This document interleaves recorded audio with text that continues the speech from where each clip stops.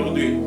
Par ta puissance et par ton amour, Seigneur, tu as fait de nous des serviteurs et servantes de Dieu. Nous te rendons grâce pour cela, Seigneur. Merci pour ce moment que tu nous donnes encore de nous approcher de toi au travers de ta parole. Parle-nous, guéris-nous, sauve-nous, parce que nous avons besoin, Seigneur, de ton salut et de ta bénédiction. Que ces moments soient bénis pour chacun de nous, au nom de Jésus. Amen. Bien-aimés, alléluia. Très heureux de se retrouver encore ce dimanche dans la présence du Seigneur pour communier avec lui, mais aussi pour pouvoir écouter sa parole. Nous bénissons le Seigneur qui rend possible cette rencontre et nous saluons les bien-aimés qui sont avec nous ici au bureau. Que Dieu vous bénisse abondamment. Amen. Que Dieu soit loué. Merci pour l'équipe fidèle qui nous accompagne depuis les débuts de ces cultes en direct. Et vraiment que Dieu vous bénisse abondamment. Comme ça avait été dit pour nos différentes rencontres de maison, nos différentes cellules de maison, le thème de la semaine c'était « Il envoya sa parole et les guérit ». Et ce thème a été tiré du 20e verset du psaume 107. Et je vais nous inviter à lire ce verset. Psaume 107, verset 20. La Bible dit « Il envoya sa parole et les guérit. Il les fit échapper de la poste. » Il envoya sa parole et les guérit. Il les fit échapper de la poste. Donc je prends pour thème de cet enseignement. Je crains que ça puisse s'étaler sur 2 ou 3 dimanches. Il envoya sa parole et les guérit. Le but que nous allons poursuivre dans cet enseignement, c'est que nous voulons vanter la gloire, la puissance. Nous voulons vanter la parole de Dieu. La gloire de la parole de Dieu, la puissance de la parole de Dieu, l'exceptionnalité de la parole de Dieu. Nous voulons élever la parole de Dieu, dire à tout le monde que la parole est au centre de tout, que la parole, quand vous l'acceptez, est capable de transformer votre vie et vous amener dans des dimensions que vous n'avez jamais rêvé pour vous-même. Et nous allons nous inviter tous donc à avoir confiance à la parole de Dieu, à avoir foi à la parole de Dieu et la laisser accomplir son œuvre dans nos vies respectives. C'est l'objectif principal que nous allons poursuivre pendant cet enseignement. Et cet enseignement se divisera en 3 ou 4 points, en 3 points. D'abord, nous allons parler de la parole de Dieu comme les principes fondamentaux que nous devons connaître en rapport avec la parole de Dieu. Quelques principes fondamentaux que nous devrions connaître en rapport avec la parole de Dieu. Ensuite, nous parlerons des conditions qui doivent être remplies si nous voulons que la parole de Dieu manifeste ses effets dans nos vies. Et enfin, ce que peut faire la parole de Dieu. Ce que peut faire la parole de Dieu. Ce que la parole de Dieu peut apporter et ce qu'elle peut accomplir dans la vie de tous ceux qui l'acceptent et qui la laissent accomplir son œuvre dans leur cœur. Psaume 107 est un psaume qui nous parle du début à la fin de la délivrance. De la délivrance que les hommes peuvent avoir, à laquelle les hommes peuvent accéder quand ils viennent au Seigneur, quand ils acceptent le Seigneur, quand ils se tournent vers le Seigneur. Et si vous lisez très bien ce psaume, vous allez voir qu'il décrit l'œuvre de délivrance que le Seigneur Jésus-Christ est venu accomplir sur la terre. La lecture profonde de ces psaumes peut nous amener à le diviser en 5 parties. En 5 parties. Dans la première partie, qui part du verset 1 au verset 9, du verset 1 au verset 9, nous voyons la situation des personnes qui sont abandonnées, des personnes qui sont délaissées, des personnes qui sont bannies de tous ceux qui vivent dans la dispersion à cause d'un problème, d'un événement qui est survenu dans la famille, dans la nation, ainsi de suite, qui ont été dispersés. Et la Bible nous montre que ces gens, quand ils se retrouvent dans la difficulté, en élevant la voix vers Dieu, Dieu intervient en leur faveur. Dans la deuxième partie, on parle des captifs et de tous ceux qui sont dans les chaînes. Tous ceux qui vivent dans les ténèbres, qui sont enchaînés, tous ceux qui sont esclaves, qui ne savent pas avancer alors qu'ils veulent avancer, qu'ils ne sont pas libres d'accomplir ce qu'ils veulent, parce qu'ils sont captifs, parce qu'ils sont dans les chaînes. Et ces gens aussi, quand ils crient à Dieu, Dieu intervient en leur faveur avec la délivrance. La troisième partie, c'est ce qui nous concerne. Ça part du verset 17 au verset 22. Du verset 17 au verset 22. C'est des gens qui se retrouvent dans une situation de maladie et de tous différents maux qui touchent le corps de l'homme. Qui touchent le corps. Maladie et maux qui touchent le corps. Et la Bible dit que ces gens aussi, quand ils crient à l'Éternel, l'Éternel intervient en leur faveur. Dans la quatrième partie, on parle de tous ceux qui se retrouvent dans toutes sortes de dangers, beaucoup plus liés au voyage. Dans la Bible, on parle de dangers dans le voyage, dans la mer. Mais c'est parce qu'à l'époque, la mer était la principale voie, le principal moyen par lequel les gens se déplaçaient. Et aujourd'hui, nous pouvons parler des dangers des trains, dangers ainsi de suite. Et ces gens, quand ils crient à l'Éternel, l'Éternel intervient à leur faveur. Et la dernière partie, à partir du verset 33 jusqu'au verset 43, nous parle de tous les autres dangers qui peuvent advenir dans la vie de l'humanité et dans la vie des hommes, mais qui viennent sans vraiment qu'un homme en soit la cause, qui viennent par hasard. Et à cause des vicissitudes de la vie, on se retrouve en difficulté. Ces gens aussi, quand ils crient à l'Éternel, l'Éternel se lève pour répondre.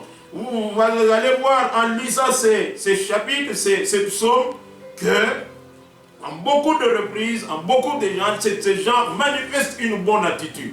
Ils sont en difficulté, ils sont en danger, et l'attitude qu'ils prennent dans ces dangers, c'est de pouvoir se tourner vers le Seigneur. Vous pouvez le voir au verset 6, la Bible dit, dans leur détresse, ils crièrent à l'Éternel. La même chose au verset 13, au verset 19 et au verset 28. Ils ont manifesté la bonne attitude. Le dimanche passé, nous parlions de 3 attitudes qui peuvent se manifester quand nous sommes en détresse.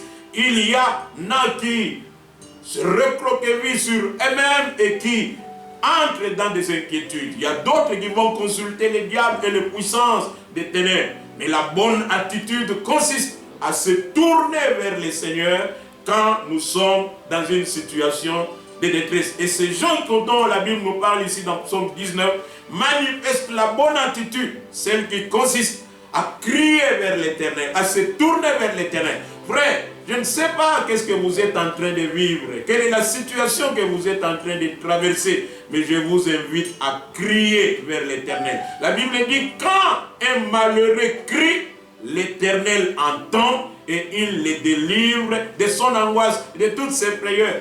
Dieu intervient toujours dans la vie et en faveur de ceux qui sont dans la détresse et qui crient à lui. La Bible dit qu'il est près de ceux dont le cœur est contrit. Peut-être qu'il y a une situation particulière dans laquelle tu es en train de vivre aujourd'hui qui t'amène à la contrition de cœur. Dieu est toujours près de ceux dont le cœur est contrit, de ceux qui sont dans la souffrance. Quand un malheureux crie, l'Éternel l'entend et il intervient en sa faveur. Même si c'est le péché qui est à la base de ce problème que tu es en train de connaître, même si c'est ta faute, crie à l'Éternel. La Bible dit dans le livre de Job que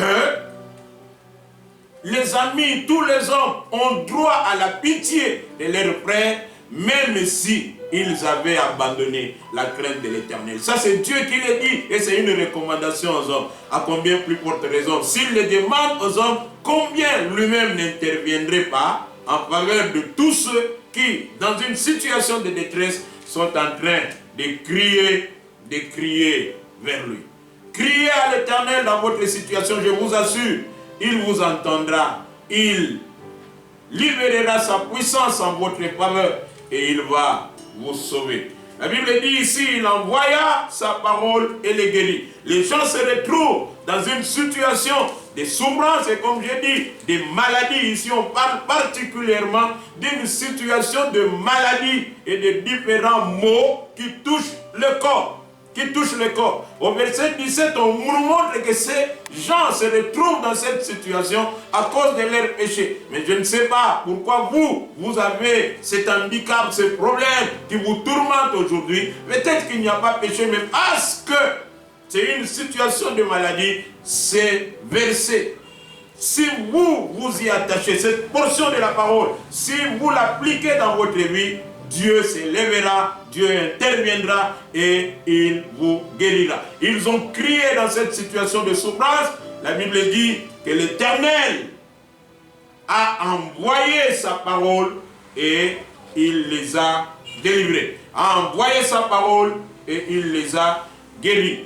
Il y a quelques principes que nous devions connaître par rapport à la parole de Dieu. Il est important que nous puissions maîtriser ces quelques principes et que nous puissions agir conformément à ce que nous allons écouter. La première chose que nous devons connaître par rapport à la parole de Dieu est que Dieu n'agit jamais dans cet univers et dans ce monde sans sa parole.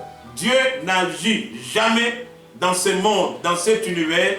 Dieu ne se manifeste jamais sans sa parole. C'est toujours par le moyen, par l'entremise de sa parole que Dieu se manifeste et que Dieu agit au milieu de l'humanité tout entière et dans la vie de tous ceux qui espèrent et qui comptent sur lui. Pour pouvoir créer ce monde, Dieu utilise sa parole. Il utilise la parole. Si vous lisez dans Psaume 33, au verset 6, la Bible dit, les cieux ont été faits par la parole de l'Éternel et toute leur armée par le souffle de sa bouche. Les cieux ont été faits par la parole de l'Éternel et toute leur armée par le souffle de sa bouche. Ce verset vient corroborer à ce que la Bible nous dit dans la Genèse. À partir du chapitre 1, verset 2, 3, la Bible dit que Dieu dit que la lumière soit et la lumière fut. Au commencement, il n'y avait rien, c'était le néant partout. Dieu a parlé. Il est celui qui appelle à l'existence, donc il libère la parole pour que là où il y avait le néant, quelque chose commence à se créer. Pour que ce monde existe, pour que cette terre puisse exister, Dieu a dû parler. Il n'y a rien que Dieu fait dans ce monde sans l'appui, sans l'intervention de sa parole. Les cieux ont été faits par la parole de l'Éternel et toute leur armée par le souffle de sa bouche. Quand nous parlerons du souffle, nous allons voir plus tard que on parle ici de l'esprit, parce que souffle, c'est l'esprit de Dieu, c'est le même terme qui est rendu par l'esprit de Dieu. Et si vous regardez dans la Bible, dans Jean 1, au verset 3, la Bible dit toutes choses ont été faites par elle. Elle quoi? La parole de Dieu. Et rien de ce qui a été fait n'a été fait sans elle. C'est la parole qui est le principe créateur de ce monde, le principe créateur de l'humanité entière. Sans la parole, il n'y a rien. Sans la parole, c'est le vide. Sans la parole, c'est le néant. Dieu a dû parler pour que des choses puissent commencer à exister. Dans votre vie, peut-être votre vie est néant. Vous regardez tout autour, vous ne voyez que tohu bohu. Il n'y a rien du tout dans votre vie. Bien-aimé, il y a une parole qui va être libérée en votre faveur. Et quand cette parole sera libérée, et quand vous allez l'entendre et la recevoir, la création de Dieu commencera aussi dans votre vie. Nous tous, nous étions de n'ayant rien du tout, mais une parole est sortie. Quand nous l'avons reçue, cette parole a commencé à créer ces choses, cette nature merveilleuse que nous avons. Il y a des gens qui peuvent nous voir aujourd'hui dire, ah, cet homme, il est pieux, il a une manière de vivre qui doit plaire au Seigneur. Bien-aimés, ce n'est pas ce que nous avons toujours été. Nous avons été aussi n'ayant, mais la parole de Dieu qui est créatrice est entrée en œuvre dans nos vies et a commencé à créer des choses. Dans votre vie aussi, si vous acceptez la parole, si vous laissez la parole de Dieu entrer en vous et commencer à faire son œuvre, il y a des choses qui n'existaient pas, qui commenceront à exister, qui viendront à l'existence par le fait de la parole de Dieu. Dieu ne fait jamais rien sans sa parole. Dieu ne fait jamais rien sans sa parole, bien-aimé. Comprenez ce principe, c'est un principe clé. Il soutient toutes choses. Même ce que Dieu a créé est soutenu, se maintient à place par le moyen de sa parole. Hébreux 1, lisons le verset 2 jusqu'au verset 3. La Bible dit ceci: dans ces derniers temps, commençons au verset 1, après avoir autrefois, à plusieurs reprises et de plusieurs manières, parlé à nos pères par les prophètes, Dieu, dans ces derniers temps, nous a parlé par les fils qu'il a établi héritier de toutes choses, par lesquelles il a aussi créé le monde. La Bible insiste, il a établi la parole comme étant héritier de toutes choses, et par cette parole, et c'est par cette parole qu'il a aussi créé toutes choses. Et qui étant le reflet de sa gloire, la parole est le reflet de sa gloire, nous manifeste la gloire de Dieu. C'est pour ça que Jean pouvait dire, nous avons contemplé de sa gloire. La parole de Dieu est glorieuse. Bien aimé, quelles que soient les ténèbres qui puissent vous entourer, quand vous recevez la parole de Dieu, la gloire de la parole vient en vous, vient sur vous et vous rend glorieux. La lumière commence à se manifester. Là où vous passez inaperçu, vous ne passerez plus inaperçu à cause de la parole glorieuse qui apporte la gloire sur vous. Ah, quelle merveilleuse parole. Bien-aimés, vous pouvez être glorieux si vous laissez la parole de gloire entrer dans votre vie et accomplir son œuvre dans votre vie. La Bible dit, et qui étant le reflet de sa gloire et l'empreinte de sa personne. La parole est l'empreinte, et ça est l'embo, et ça c'est ce qui nous manifeste Dieu. C'est comme si Dieu avait marché quelque part et l'empreinte de son pied est restée. Jésus-Christ est l'empreinte du Dieu vivant. C'est comme si du ciel, Dieu lui-même est venu sur la terre, couché sur la terre, et quand il est parti, l'empreinte de sa personne est restée. Alléluia. C'est ce que la Bible dit par rapport à Jésus-Christ. Et la Bible continue, et l'empreinte de sa personne est soutenant toutes choses par sa parole puissante. Il soutient toutes choses par sa parole puissante. Dieu maintient toutes choses par sa parole puissante. Les mondes ici subsistent à cause de la parole. Bien aimé, les cieux restent là-bas, les étoiles fixées, le soleil fixé, à cause de la parole. Et le jour où la parole décidera de pouvoir lâcher l'armée des cieux, eh bien, la vie ici sur la terre n'existera plus. Parce que nous savons tous qu'il suffit seulement qu'un astre quitte le ciel, vienne toucher la terre ici et crée le désordre. La science nous le dit. Tout reste en place à cause de la parole de Dieu. Les mères gardent leur lit à cause de la parole de Dieu. Les jours où la parole dira non, mère, dépassez vos limites et allez maintenant engloutir le monde n'existera plus, mon frère. Tout est maintenu en place par la parole. Dieu, pour agir dans ce monde, Dieu, pour travailler dans ce monde, Dieu, pour créer, il est passé par sa parole. Il ne fait rien, Dieu ne fait rien si ce n'est par sa parole. Par sa parole.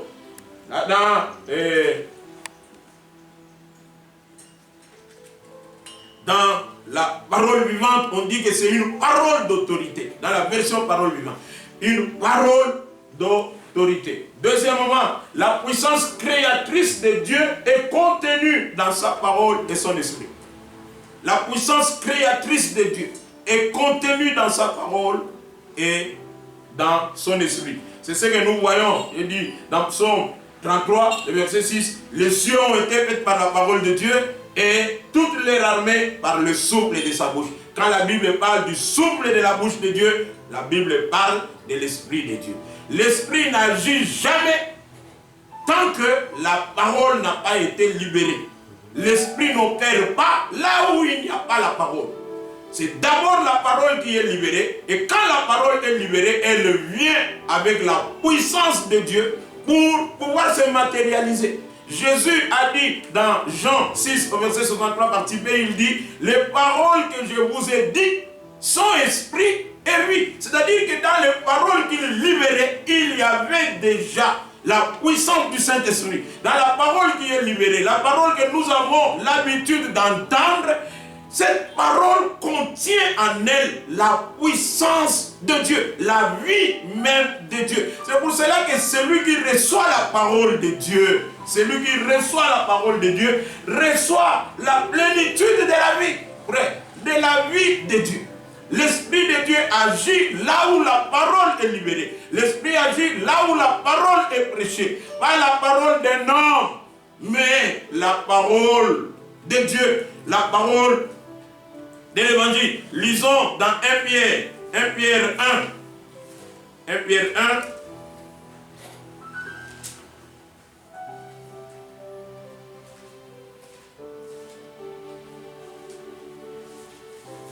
Et où l'on parle de cette parole qui est l'évangile de notre Seigneur Jésus-Christ. 1 Pierre 1, le verset 25.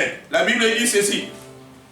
La Bible dit, mais la parole du Seigneur demeure éternellement. Et cette parole est celle qui vous a été annoncée par l'évangile. Et celle qui vous a été annoncée par l'évangile. Frère, la parole qui libère la puissance de Dieu, qui fait intervenir le Saint-Esprit, c'est la parole de Dieu qui nous a été annoncée par l'évangile. Pas la parole de l'homme. Aujourd'hui, dans les églises, nous devons reconnaître qu'il y a la parole des hommes. Il y a des hommes qui sont audacieux et qui déclarent des choses alors que Dieu ne les a même pas envoyés. Nous entendons, nous voyons circuler des messages. Les 8, les 10, les 11, tout ça. Ne sortez pas de vos maisons. Restez là. Qui vous a dit ça, frère? Qui vous a annoncé ça? Pourquoi vous voulez garder les gens dans leur maison? Pourquoi? Nous sommes déjà confinés, mais restons dans le confinement. Pourquoi ajouter la peur? Qui vous a dit ça? Oh, toi, tu es qui pour que Dieu ne parle qu'à toi et pas aux autres? Frère, oh, il y aura des choses. À Kisangani, ici, il y avait un halo solaire il n'y a pas longtemps. Est-ce que ça a amené des répercussions sur le plan spirituel? Est-ce que ça a une signification spirituelle? Il y a des choses naturelles, des phénomènes naturels qui se manifestent depuis que le monde est monde, frère, mais qui n'entraînent pas la paix du monde. Pourquoi balancer l'intelligence des gens faibles et qui n'ont pas le discernement? Beaucoup de gens viennent avec des propos qui sortent, qui montent de leur propre cœur. Et Dieu dit qu'il y a des gens qui prophétisent des choses par audace. Moi, Dieu, je ne les ai pas envoyés. Il y a des gens qui proclament des choses qui sont leur propre invention. Et Dieu ne les a pas envoyés. Et quand un homme dit des choses, frère, quand un homme dit des choses par audace, par lui-même, Dieu ne se reconnaît pas dans cette parole-là et la puissance de Dieu n'accompagnera pas. C'est pour cela que vous voyez beaucoup de prophéties. Oh non, tout ça. Ils disent des choses mais qui ne se réalisent jamais. Ils ne voient jamais autre chose que la bénédiction et que le combat. Ils voient la sorcellerie, le combat de la famille. Tata Mwasinayo et Maman Lekinayo. Dans ta maison, regarde, tu verras qu'on te combat dans ta maison. Vrai. Mais qui ne sait pas que quand nous avons reçu Christ dans notre vie, nous sommes entrés dans le combat. Nous sommes dans un combat permanent avec l'ennemi. C'est pour ça la Bible dit, veillez et priez. Ne vous laissez pas dans le sommeil et dans la distraction. Beaucoup de gens viennent avec et prêchent la parole qui vient d'eux-mêmes. il y a des interprétations particulières qui sont le fait de l'homme, qui veut tout simplement marquer sa supériorité. Des choses que la parole de Dieu n'enseigne pas. Des choses, ils interprètent des choses que la Bible n'a pas interprétées. Oh, Jésus, dans Jean 8, il écrivait. Qu'est-ce qu'il écrivait? On commence à expliquer, oh, Jésus écrivait ceci. Mais même les disciples, les apôtres, disent qu'ils n'ont pas su ce que Jésus écrivait. Toi, tu interprètes ça sur la base de quel texte? Les prophètes du Nouveau Testament agissent sur la base de l'écrit, frère. Nous ne sommes pas comme les prophètes de l'Ancien Testament où l'écriture n'était pas écrite, n'existait pas encore. Oh, les prophètes du Nouveau Testament agissent sur la base de l'écrit. Et celui qui va au-delà de l'écrit, la Bible dit un tel homme ne le recevait même pas. La parole qui vous a été annoncée, c'est la parole de l'évangile. Frère, les interprétations particulières, il y en a. Oh, Adam et Ève et tout ça, et les produits là, c'était l'impudicité ou l'adultère avec les serpents. Est-ce que Dieu peut avoir de dire que c'était l'adultère? Si c'était l'adultère, il a dit pour David qu'il qualifie de l'homme selon son cœur. Dit David, c'est l'homme selon mon cœur. Mais quand il a péché, Dieu l'a exposé. Dieu ne cache jamais le péché, frère. Pourquoi nous aurait-il menti alors? Pourquoi nous dire que c'est là? Vous voyez, ça c'est des interprétations des hommes. Ça rentre dans le cadre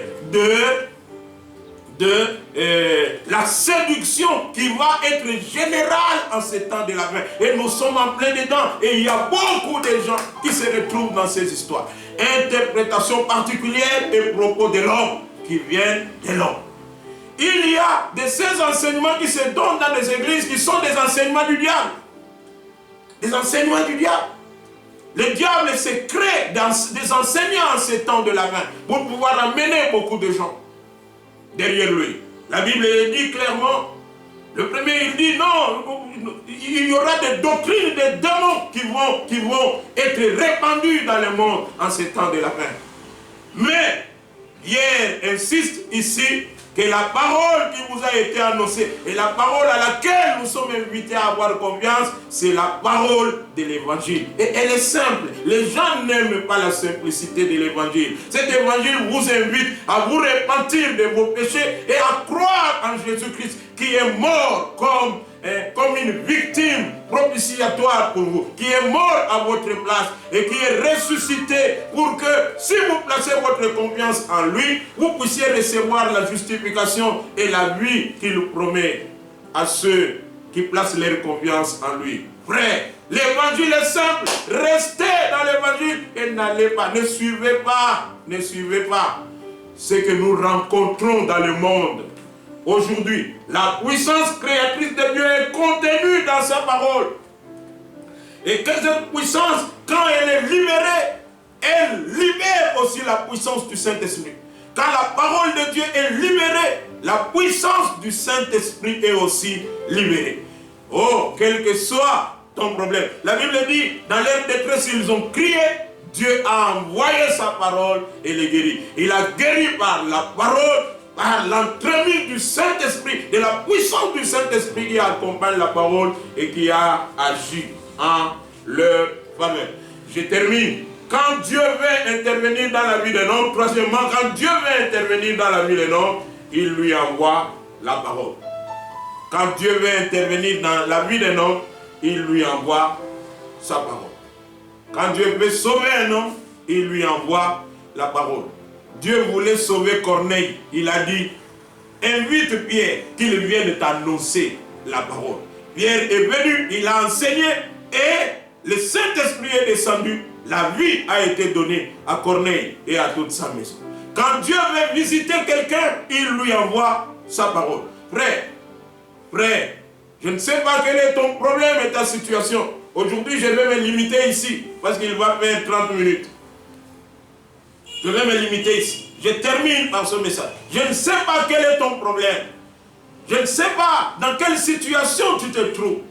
Quelle est la situation d'infirmité dans laquelle tu te trouves? Quel est le blocage dans lequel tu te trouves? Je ne sais pas quelle est cette maladie qui t'a agenouillé et qui te vole toute ta joie et tout ton bonheur. Je ne sais pas quelle est la partie de ton corps qui a entamé. La bonne parole, c'est que sur la croix, Christ s'est chargé de nos maladies et de nos infirmités. Tu peux être guéri si tu places ta confiance dans le Seigneur Jésus. Et en recevant cette parole, je prie pour que la puissance du Saint-Esprit soit libérée sur toi avec la guérison qui a été rendue possible par le Christ, par sa mort à la croix, puisse aussi entrer dans ton corps et que tu puisses te trouver bien. Je prie pour que toutes les parties qui ne fonctionnaient pas bien en toi puissent fonctionner, non à cause de ces déclarations que nous faisons, mais à cause de ce que Christ a fait sur la croix. Sur la croix, il a tout accompli pour que la maladie ne puisse plus te terrasser, mon frère. Toi qui places ta confiance en lui. Et j'ordonne que cette maladie qui te terrassait, libère ta vie maintenant et que tu reçoives la paix et la guérison de Dieu. Il envoya sa parole et les guérit. Que Dieu vous bénisse. La suite, le dimanche prochain. Que Dieu vous bénisse abondamment. Nous allons nous incliner, nous allons prier. Chacun de nous était dans un problème particulier. Il y a une parole qui doit être libérée, une parole qui est contenue dans la parole de Dieu. Dis au Seigneur, interviens en ma faveur, agis et accorde-moi. Donne-moi la plénitude de la vie que tu as préparée pour moi. Au nom de Jésus, prions.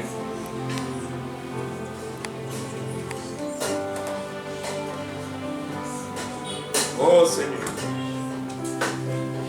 Fais que mon frère et ma soeur qui a suivi ce message, quelle que soit la situation dans laquelle ils se trouvent, je prie particulièrement pour tous ceux qui sont malades, pour tous ceux qui ont des parties de leur corps qui ne fonctionnent pas bien, pour tous ceux qui sont dans une quelconque infirmité.